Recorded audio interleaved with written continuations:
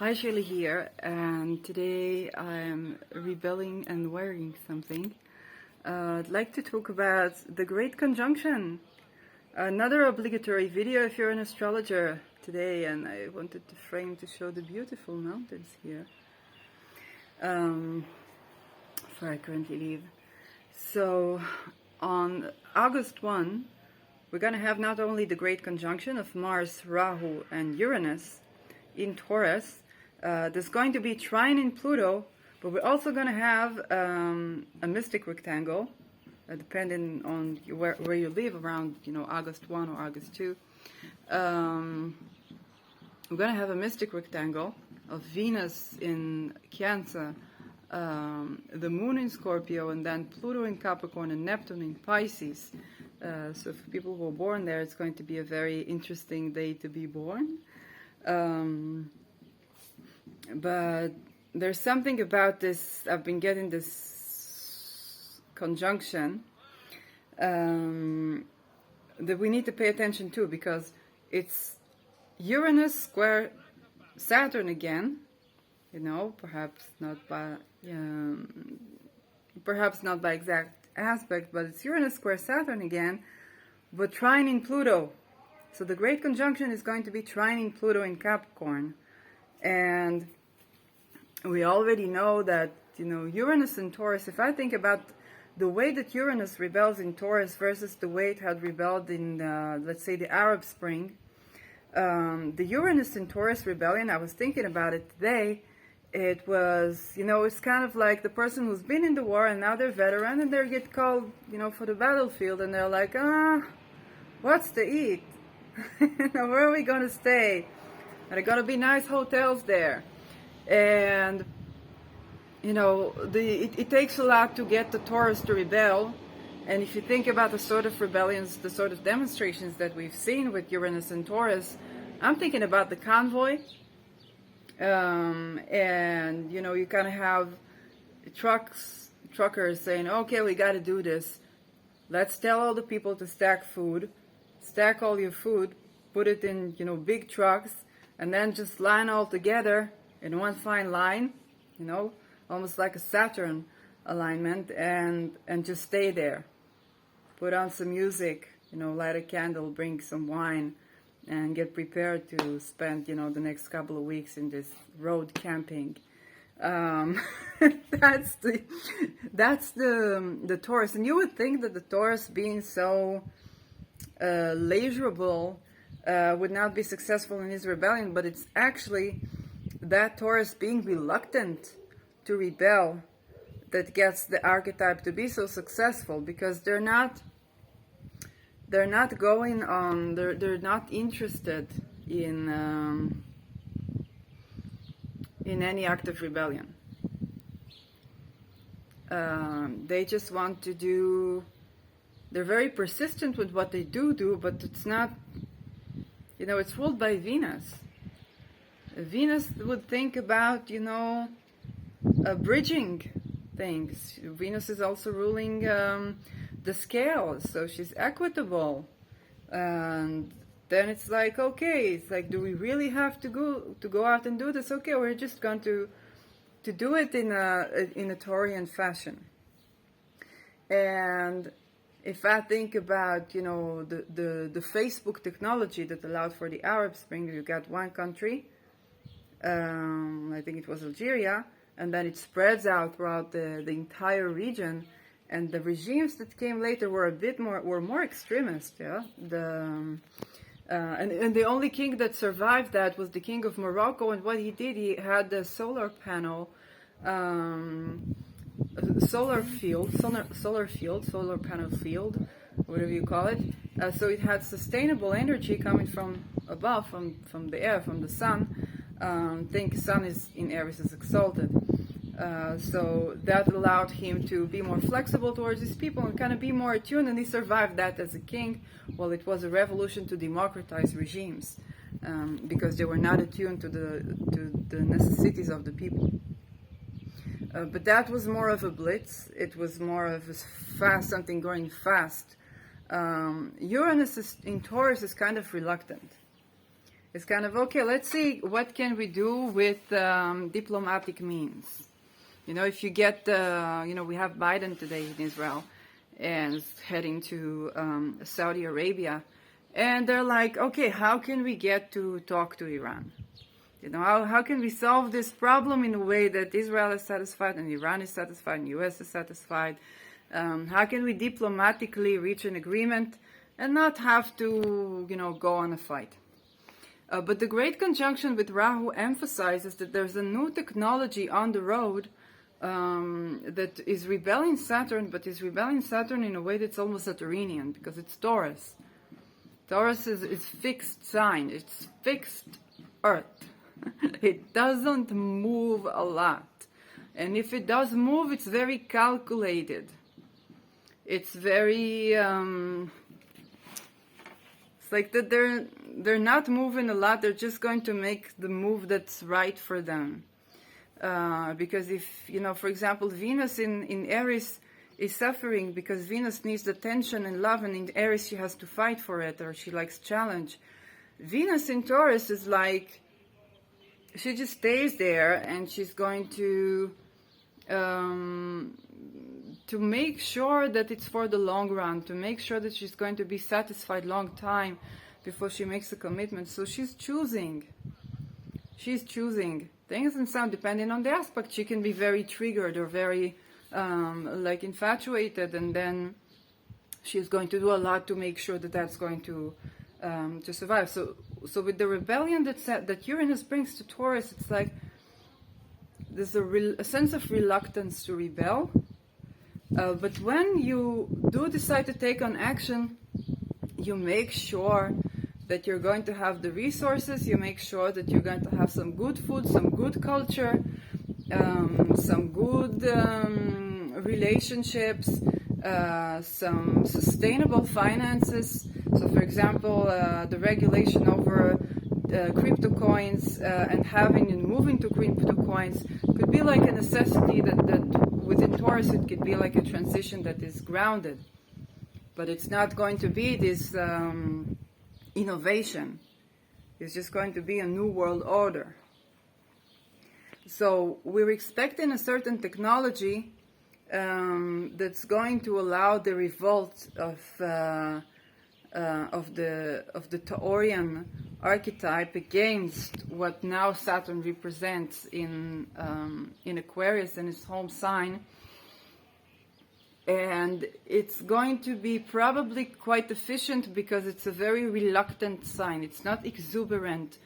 Sometimes when you're exuberant to do something, then you miss out on a lot of important details or a lot of important things, or you can miss the point to, you can rebel for something and then have a great achievement, but it's not actually what you're trying to get.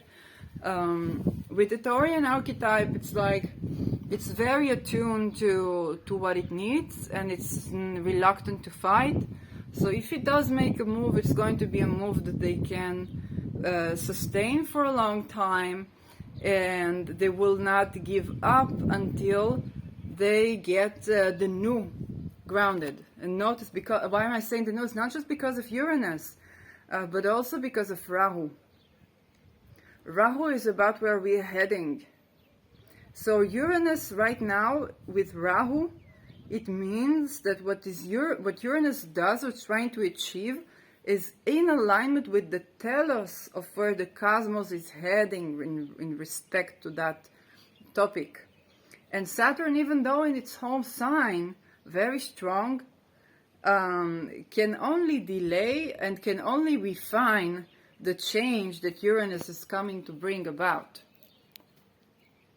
And so we are expected to have a new technology that allows for a different course of action. And it's something to do with equity in resources, because Uranus is about, it's ruling Aquarius for the masses. And Taurus is resources. So resources in the sense of food, in the sense of transportation, in the sense of land, in the sense of equity in the banking system. So for example, with a digital coin, if you have, let's say, Bitcoin or Ethereum, wherever you have businesses working with Bitcoin or Ethereum, you can make trade. So it's a more global system of banking with the pros and cons of global banking. But it is bringing about the new. Saturn can only help refining what the Great Conjunction is trying to bring, and that's the first part of the story. But it cannot it cannot delay too much, and it cannot cut the wings of that revolution.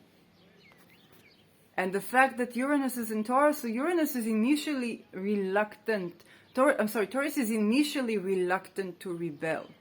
It's not going to go for everything. It's going to go and you say, oh, the situation is terrible. And Taurus will say, okay, but what is your path? What are you heading? Like, what am I supposed to do? The situation is terrible. Yes, I agree with you. But you know what? Where is the better? And how do we get to the better in a way that we can enjoy the road? So Taurus does not have his eyes on the prize only. He wants to reach there tantrically. He wants to enjoy the road, enjoy the path to reaching that. And it is a Rahu in Taurus. So whatever the Taurus archetype wants to reach, a different sort of more equitable banking system, different approaches to getting your food grown, or different approaches to land. The farmers in the Netherlands are now demonstrating, because Saturn wants to restrict them. No, it's like, okay, we need land, but we also need food. If you take away the land from the farmers, what are you going to eat? And but then on the other hand, who can own land? Who has the rights over the property, or over the fruits of the labor? So the fruits of the labor is a lot Taurian topic as well. If you've been producing and you've deprived of what you're producing, if you work, let's say, at the grocery store, but you cannot buy food for your family, then what are you going to do about that? So it's going to be where the reluctant Taurian archetype kind of reaches a point where they say, okay, it's not only that we cannot go on in this anymore, there's this thing that needs to be discussed. And here's what we do about this. And they can be very elegant about this, and they have a strong point, because they bring out the what is to be. Here's what we do about this.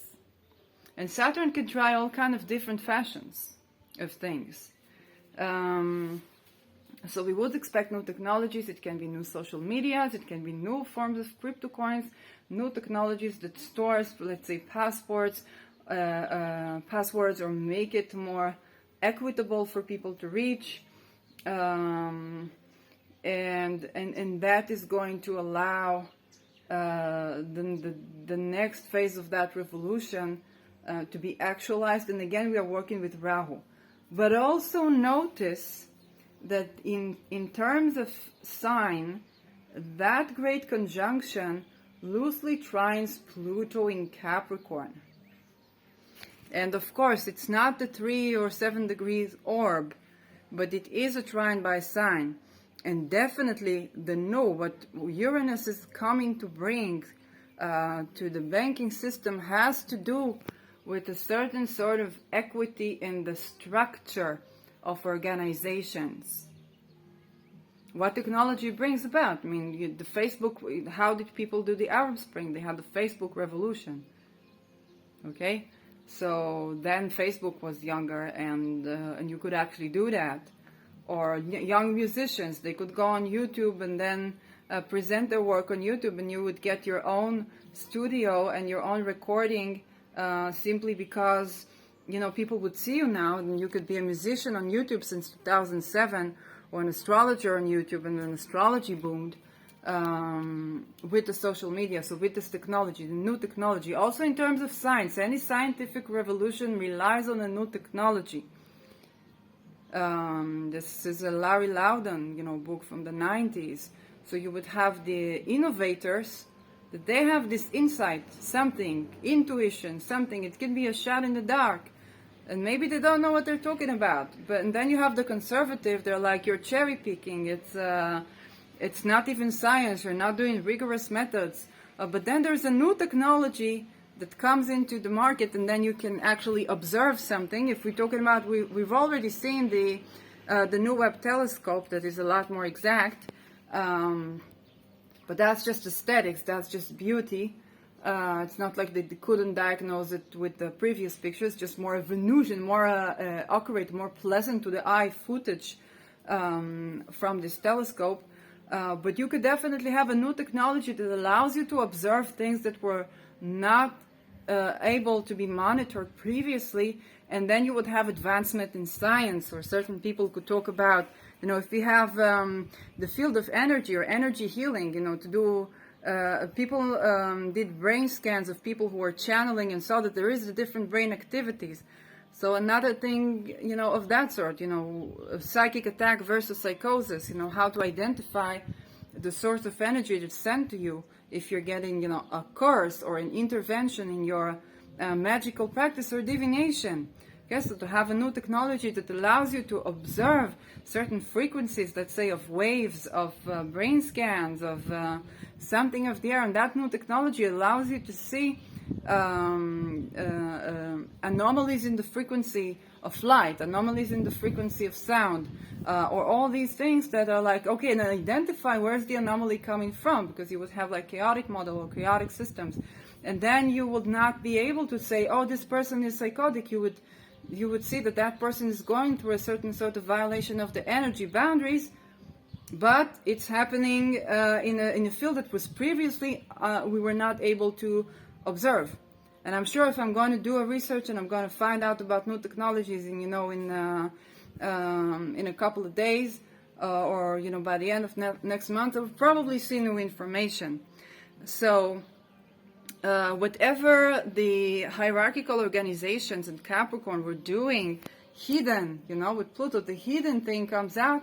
There's going to be a new technology that's very much informed, with Mars having gone through Capricorn. So Mars is informed with what's hidden, with the hidden strategies, and Uranus is going to revolt against those strategies, but it's going to do so scientifically. It's going to have a paradigm shift. It's going to talk about new concepts of ontological units, even, because Taurus is also about matter. So material things, new aspects of the energy facets of matter, if you talk about physics. And then that implication, let's say in medicine or whatnot. Because Uranus, the trine by aspect, it means that there's something, the hidden part, it's like Pluto has revealed the secret to Uranus, and Uranus is now informed with that secret. It is a harmonious sort of rebellion. It's a structural change that there will be a lot of people within the given hierarchical structure who will be very happy. Let's say, if I talk about observation and channeling. When I did my thesis, prepared for my thesis in philosophy of medicine, and saw that there are a lot of MDs and a lot of medical personnel that were channeling and they were intuiting, and that's how they got through the ER, but they were not able to talk about this. So Uranus bringing a new technology or a new insight that's going to allow us to see that there are way more people in secret Facebook groups or new social media that you can talk about these things. So you would run into new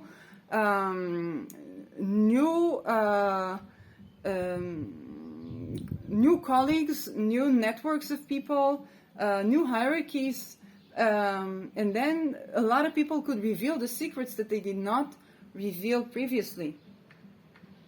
So we've been seeing that with Uranus and Taurus, and having let's say some doctors talking about their opinions concerning the quality of certain sort of medications or vaccines in other social medias, or talking about ethics of medicine that were broken in social media and then being shut off by by Facebook or by YouTube. but then having a completely new social media or social media that actually booms will allow a certain sort of discussion that, in the previously, if your teacher, your instructor, your officer, your governor, your psychotherapist, your psychiatrist could do, astrological magic or magic on the low and interfere with your sexual boundaries or interfere with your boundaries on the low. And if you would do something and that they don't like, they can easily diagnose you as crazy.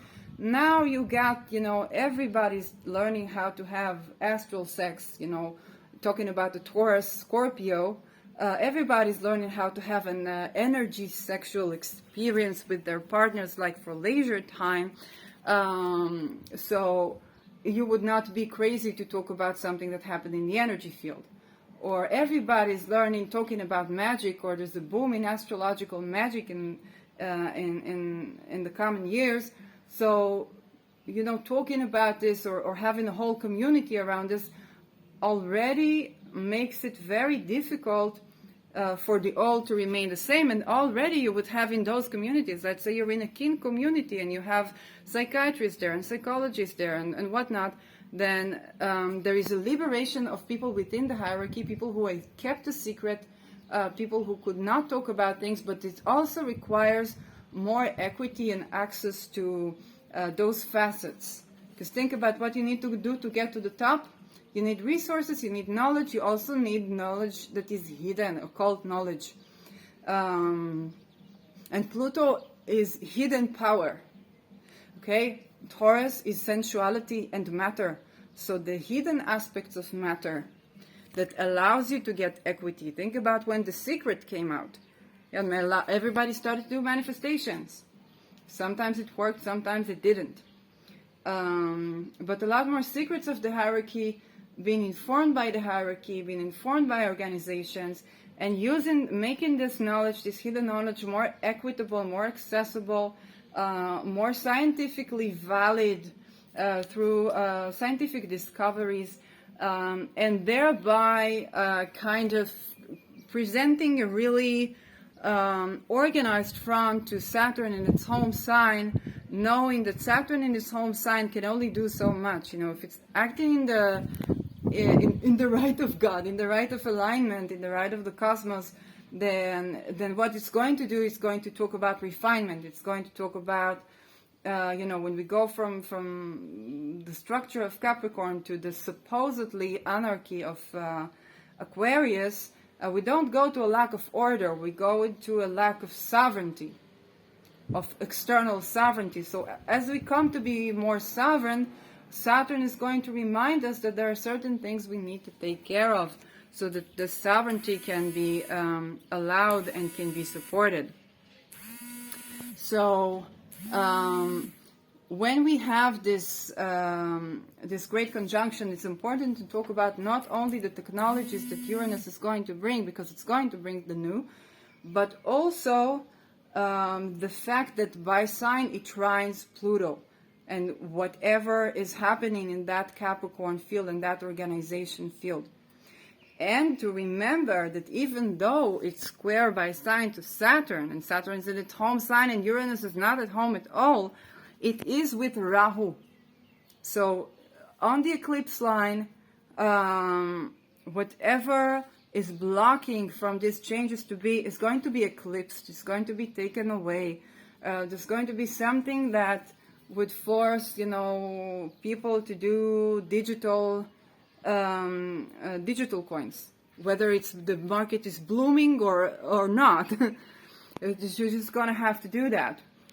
There's going to be something that forces the resources to be more equitable.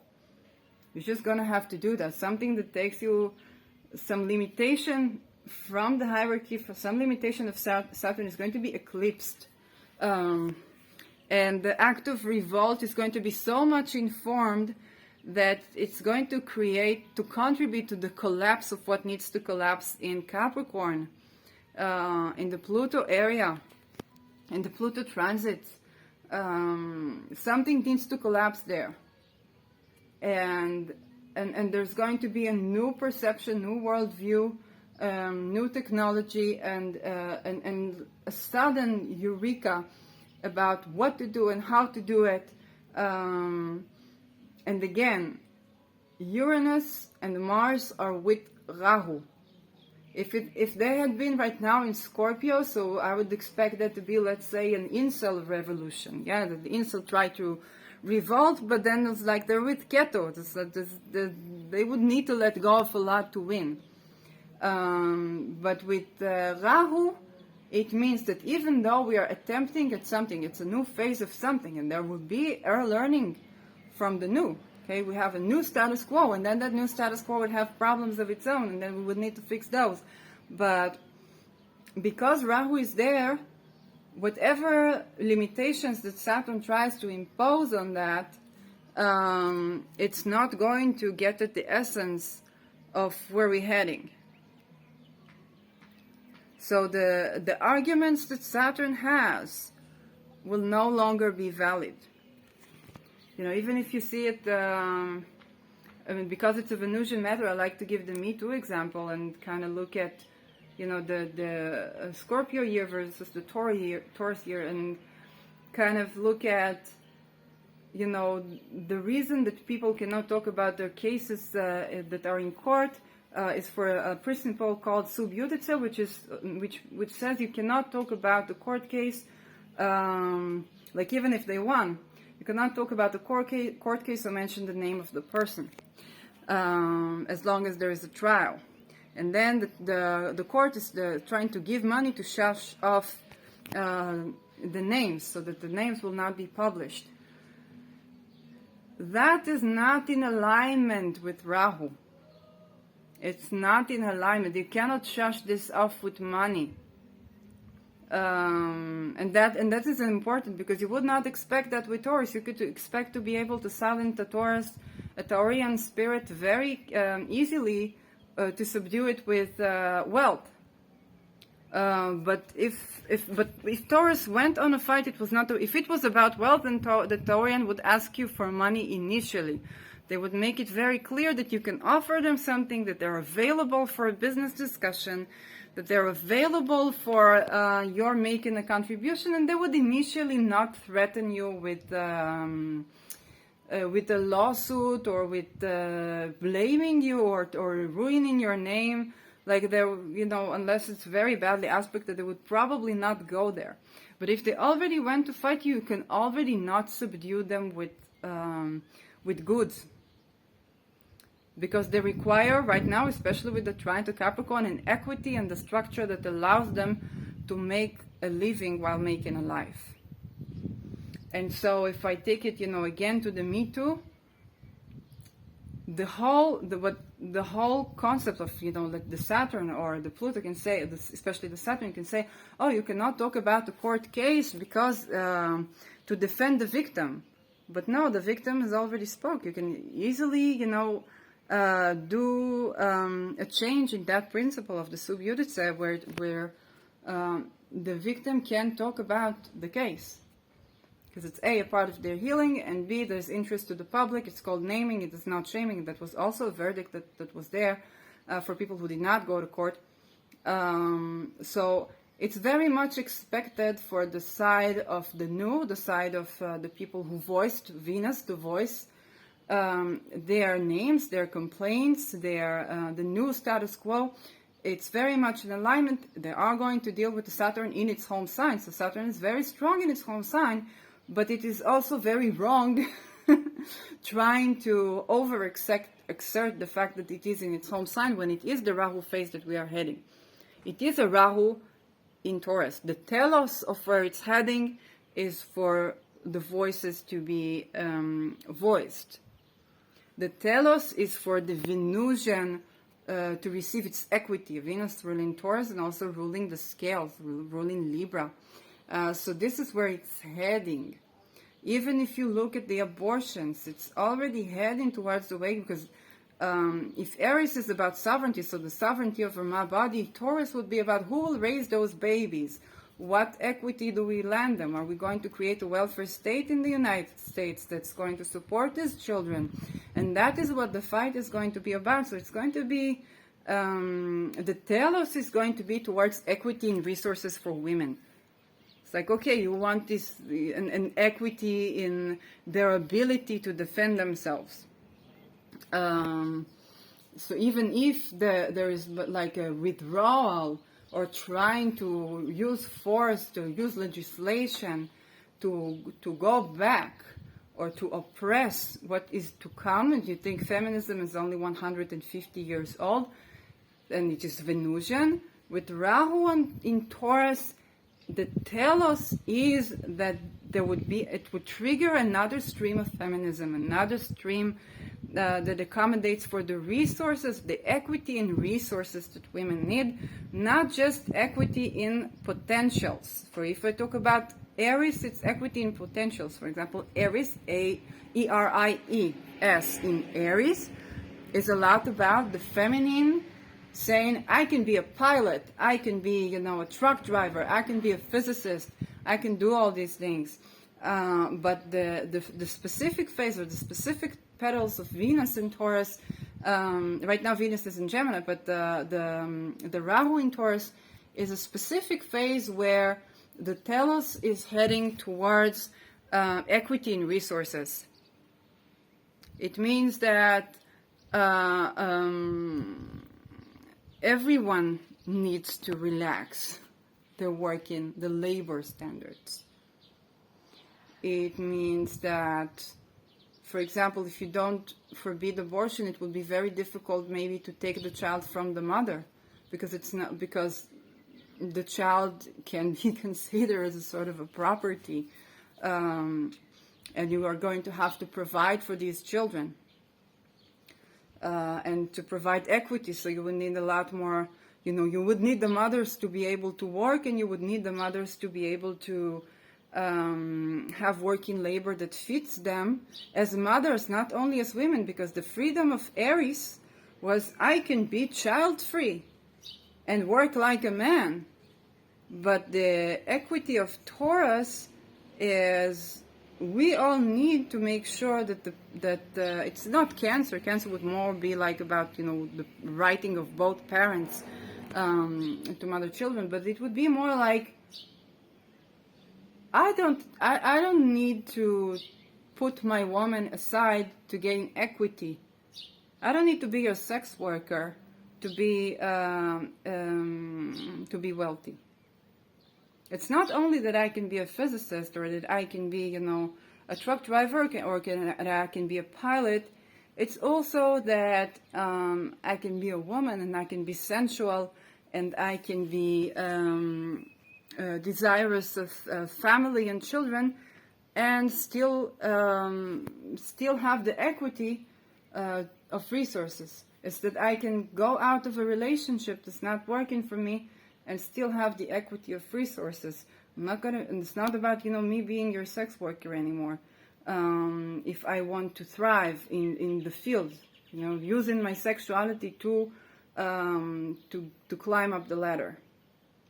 Or it can go, there are certain Taurian figures that might try to do that might try to talk about or to use their sensuality to climb up the ladder. That can also be a manifestation, depending on the way that the Taurian figures are going to take that to. But we need to remember, even with the laws supposedly against women, think about, why would somebody do abortion? Either the boundaries of the body were violated, and again, the right to be sensual, and sensual pleasure that is for me. Okay? The right to have a sensual pleasure that is for me, not on the account of the other person. So if with Aries it's all about me, I'm speaking to my vagina, I'm playing with my blood, like a baby, or making magic with it. In Taurus, it's like, okay, there is the equity in me having sensual pleasure and my partner having sensual pleasure. So it's a lot of fairness to that. It's a lot less antagonizing, but then it's also that equity of me doing, keeping a job or having to go through a certain phase of the relationship and still be supported, or have my children be supported. And the other phase of that is the reason people would do abortions is because they currently now are student, they're currently now are building their career, and then the Taurian insight can be, wait, but I'm supposed to be able to have a family and a career, both me and my partner, and not have to give up my dreams as I am having children. If you think about the years of being a student, it's usually more biologically, if you go to 25, you go to 24, you reach the bloom. Venus is in its bloom, and it's also fertile. So this is a good age to get married, and it's also a good age to think about children for many people. And so it's not going to be about the pill that did the Aries thing. It's like, I'm going to suppress my whole hormonal system, not have babies, and show everyone that I can be a pilot. But it's going to be more like the whole entire labor market needs to change, because when I'm fertile, I want my man to be able to be fertile, and if he's working 20 hours a day, he's not going to have such a healthy and wealthy semen in most cases, even if he's young. And those reasons underlying the decision to make or not make an abortion, the telos is that those will be changed. If we talk about Taurus, equity in labor, labor both in fertility and both in the working market and the working class, ownership over the fruits of my labor. So if it sounds socialist to you, you're not wrong. If we have Uranus is about equity and something for the masses, the revolution in favor of humanity, and Taurus is resources, then yes, that can very well be a reiteration of certain things that were lost within socialism or even within communism, scary as it is, that are like, okay, now my feminist voice is not about me being able to suppress my hormonal system and then get, cancer the next year and still have all the responsibility on me taking the pill, but it is about me having the equity in sustaining my boundaries as a human being, and the leisure time to grow children while I am a pilot, while I am a truck driver, both for women and for men. It's a very fair sign. It wants equity for all. It doesn't look for necessarily matriarchy, as let's say a Capricorn Venusian would look for. So the telos is still going to be in favor of Venus. The telos is still going to be in favor of Venus. And trining the Pluto in Capricorn, it means that there is a secret society, there's secret supporters of this revolution within the current hierarchy. They're secretly waiting for this to happen. They're secretly waiting for somebody to say that. They're secretly waiting to open up about things that they could not talk about in the hierarchy that was too limiting for them. And so what Saturn tries to do from Aquarius is like, it's home, it's strong, but it's trying to give an outdated argument to a new situation. And with the revolting forces being both, Mars in a Venus-ruled sign, so it can be, this, it's not even the women on top, it just means that the woman can fight for the right to be sensual and still respected while not seeking to oppress anybody. The woman who persecuted her offender, 7-8 years ago, can say, well, the money I need for the healing, for it's a compensation because I went through therapy. I'm not asking for, a private jet and to own a land from the perpetrator, maybe from the state, but the point is that the reason I did that was because those names need to be exposed, And that needs to be exposed for that to change, because it's not a private matter. It's, the person is the personal is the political. And so you cannot shush these women with the goodies, unless it is the goodies that they desire. Say, okay, I cannot have an abortion. Okay, I need money to raise my baby. I need a certain welfare system that supports that. Do we want to be Great Britain? Do we want to be London? Do we want, to reach the other pole where there is teenage pregnancy and the only way for some people to survive is to have a baby, because that's how they get support from the government? Or do we retract the decision to not allow for abortions, or do we have to support these children, which is going to be eventually in favor of Venus, because it will allow her to be in a situation where being a parent or being a mother is not necessarily not working, and going out of a relationship that is not healthy for her is not necessarily not having a way to feed her child. But that is the telos, that is where Rahu is heading, and but it can have like a repercussion of you're expected to be a womb again, not just a woman. And on the other hand, people who could not celebrate their sensuality and their femininity and their being a woman at the workplace because they had to put on a boy's clothes, or their only way to be sexually liberated was to be sexually liberated like a man, where their sensuality might not necessarily be inclined for that. So that can tremendously change. So it is banking, it is gender, it is food. And the telos is with Taurus. So that means that there's just going to be new ways around more equity in those resources. And this is why you would see such drastic steps like trying to forbid abortion, or whatever Saturn in Aquarius is going to try to do when Uranus gets there.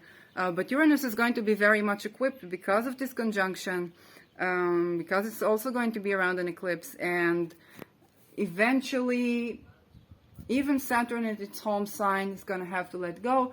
Pluto signals to us that those hidden powers, there is a hidden source of, there are hidden communities that are dying for their own communities to collapse a bit, so that they will have more freedom to freely discuss something that they would be scolded upon speaking. And that something has to do with the view on matter, the view on feminism, the view on banking, on trade, the view on nourishment and food. So there are people in the hierarchy dying to speak, dying for certain things to collapse. And that is what allows it. This is why we have, the Uranus trining in sign Pluto. Because this revolution, it's like you can't wait for someone to release you from your structure, and then there are going to be forces within those hierarchies that are going to be very secretly welcoming of that revolution. So the Saturn square, it can be a point of refinement, it can be a point of critique, but it will not be something that, the Uranus side is going to get its way, because it's heading towards where the cosmos is now heading to. More equity on Taurian-related topics for the masses. So this is good news for the Taurian aspect of your life. It is not so good news for perhaps the Scorpio part, or the things that you've been holding on to. You are supported in healing, but you do need to confront them. You do need to release something in your Scorpio house to kind of accommodate for the new. Let's say it's about owning land, or you want a house with a yard, and you never dreamt about the house with a yard, but now it's like, not only do you like trees, but you are going to have to grow your own food, and then it's like, okay, but that means that it puts a lot of constraints of me, traveling abroad, or it puts a lot of constraints on what I've learned in academia. Maybe I've learned, something, or it puts a lot of constraints on certain things that I did when I was in a survivalistic mode that I cannot do anymore. That I don't have these liberties, or certain arguments that I could give that are no longer valid. So you have to agree to let go of that. Also in your Aquarian house, it can be, with Aquarius, it can be a scientific thing. Maybe you had believed very deeply, let's say, in complementary medicine, and you believed in it so much, and you were kind of revolting the old, but now you come to see the limitations of that belief. So let's say you believe that people should not take a pill for everything, they should go through a purging process, and you've gone through this purging process, and you now understand that there should be readiness for this purging process, that it's good to have some aid, some conventional aid for people going through, let's say, shamanic journeys or whatnot. That it's not just take a psychedelic in your home yard, but you need to have guidance with you, or you need to have a preparation for this process.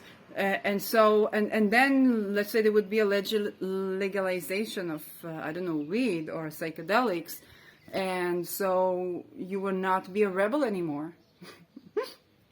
Maybe a part of your joy of growing marijuana or whatnot was to have this secret plant in your yard, and you were very happy about this, and you were revolting, but now everybody can grow this plant.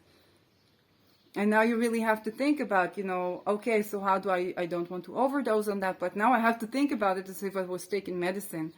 And what you did to rebel now becomes the status quo. It's a new status quo. So it's like you got what you wanted. So now you can be very satisfied, but also you would need to let go of a lot of rage and anger for what things were. It's like a lot of grudge for the way things were, because now it's like, okay, that all these are no longer threatening. So now it's the new. You don't have anybody to fight anymore. Think about it. A part of what people go through when they heal from a disease is not having enemies. You don't have anything to fight for. You don't have anyone to fight anymore. So you can be even frustrated because you invested so much in the arguments that you're going to have, the battle that you're going to have, you came armed to a fight, and then you're like, you just take the prize. So if you're willing to compromise and just take the prize, not to compromise your core issues, but to just take the prize, and to understand that yes, there may be a little bit of back and forth with Saturn, but eventually it's going to go your way. So just take the prize, and kind of let go of the grudge of the process. And we also have Chiron in Aries, so that's the initiation that does work out, and what you need to let go of is the baggage that you've been carrying about those phases where it didn't work out. So that could be another kind of implication of this great conjunction. Of course, the warnings. There can be earthquakes, there can be volcanic eruptions, there can be natural disasters. Be careful with traveling, but do let ecstatic dance. Let's, for example, do something, move around. Release the energy, because releasing the energy, allowing, intuitive ecstatic dance can be a great solution for this time. Shimmies from belly dance can be a great solution for this time, because you're letting out the old. And then the new is going to click, and you will have you would think about something and you wouldn't understand why you're thinking about that, and then you see, oh, it aligns with the times, it aligns with what I've just been getting through. Like I came here, I came back from a family, and I was driving, I was thinking about Uranus and Taurus, and the its reluctance to rebel, and I was like, why am I thinking about it? What am I thinking about? And I was like, oh damn, I did not do a video about the conjunction yet, and it was delayed, and then I was like, oh, of course, because I have to talk about this thing, and then I have to talk about how it aligns with kind of the Pluto facet. Of course, it doesn't mean that the new technologies are going to be immediate. It triggers the eclipses, and the eclipses are around 6 months in effect. So it's not an immediate thing, but definitely when Uranus reaches the exact square with Saturn, it's going to be well equipped from hidden support from the Pluto, from the organization, from the hierarchy, for people who've been dying to keep, have had a secret that they wanted to tell, and they've been dying to tell that secret, and now they have a new social platform, new social media, new matter of expression, and something that allows them, that allows more equity. So you could, with the Facebook revolution, you could text your professor on Facebook, you could write a DM for your favorite artist on Instagram, but you would also have copycats for your account as an astrologer on Instagram and Facebook. So there's a lot less hierarchy, and there's a lot, if I'm in a kin community and there are psychiatrists there, and we talk about energy orgasms and the boundaries of sexual, of astral sex, nobody can tell me that I'm psychotic if I talk about that to, let's say, a professional that wants to diagnose me as, psychotic because I had a violation of the sexual boundaries with, let's say, my therapist or something like that. I'm no longer crazy, because the communities help each other to understand the secret, and then the people within the society that were doing things that are legit but secretly finally are able to talk about this, and are able to talk about, let's say that they would diagnose a person intuitively and then would look for the rationale for that, but they would always have like an inner knowing that this person needs that, and then they would have to justify this whole thing. While now they can, just say, okay, I have an intuition about that. How about we check that, and you can actually say these words and say these phrases, and we can actually have an honest discussion about, the astral field in psychotherapy room or whatnot. So that is where it's heading. Same with the political issues. Before social media, it was very difficult to gather commoners and people from higher up the hierarchy to work together, and I do expect that to be a thing. The sign ruling this Venus is in Gemini, so a ton of talking, debating, battle of wits, rap battles as a maybe it will be a return of rap battles or something. I'm keep getting rap, and a satire and all kinds of wittiness of words that is incorporated within this bringing of the new. So the strategy would probably have to do with trade, with social media, with mediums of manners of expression, with wits, analogies, double entendres perhaps, and all these things governing, what we do with our hands, our nervous system, how we express ourselves, how we argue for something. But eventually, although the old are very trained and equipped, they are equipped with the tools of the old, and we need the tools of the new. Even reflectingly, right now I'm recording this as a video on YouTube. It's not like this is not what's going to make the difference. It would be after the new technology that I would record something similar, and then it would have in a similar way, or maybe I would sing about it, and then it would have a completely transformative effect. But that would have to be me agreeing to transform my manner of expression with the tides, with the zeitgeist. So that's an issue. I'm not too worried about this. A lot of people are worried about this. They're like, oh, there's going to be riots, there's going to be this, there's going to be that, or bread riots or whatnot. Yes, there can be. I'm not too worried on the long run about the effects of this, because again, this is with Rahu, this is in a Venus sign. This is something that comes to bring more equity to the Venusian things, so I'm not too worried about that. I mean, if I was an incel, I would probably be more worried about that than, being also a woman. Naya. You can catch me on Twitter, Tali Shear, on Instagram, Shirley Youngblood. If you do want to get a reading from me, then I receive Ethereum and Bitcoin, and that would be $50. What I do in my readings is basically point out to the ways you can trigger your harmonious aspects in these transits, in this season, in this year, because this is, that's my Jupiterian approach. Let's do what we can do. Let's put our best foot forward. And what can you do right now to make it a happier day for you? Because a lot of us are going through a lot.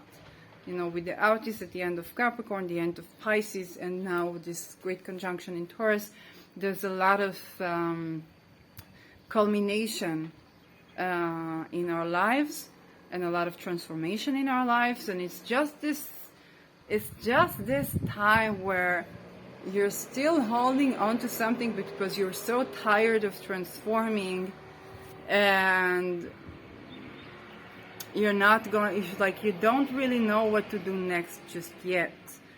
But